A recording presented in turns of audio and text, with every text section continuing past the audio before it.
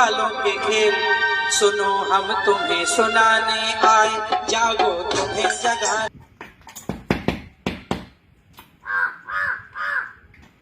राजनीति में नेता कब क्या कह जाएं वो कम है।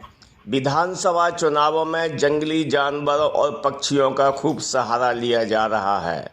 शेर, कुत्ता, काला कौवा चर्चा का विषय है। सुनो हम तुम्हें सुनाने आए, जागो। इस तरह के वाकये किसी कॉमेडी से कम नजर नहीं आ रहे हैं। पूरे एक्शन के साथ ड्रामेबाजी देखकर लोग आनंदित भी हो रहे हैं। बीते दिनों ज्योतिरादित्य सिंधिया ने अपने को काला कौवा बताया, तो अब दूसरी तरफ से आवाज आई कि कौवा बोले काव काव और पंजा घुसराओ गाँव गाँव। देखिए ये रिपोर्ट। झूठ बोले कौवा काटे, काले कौवे से। मैं कांग्रेस के लिए काला कौवा हूँ।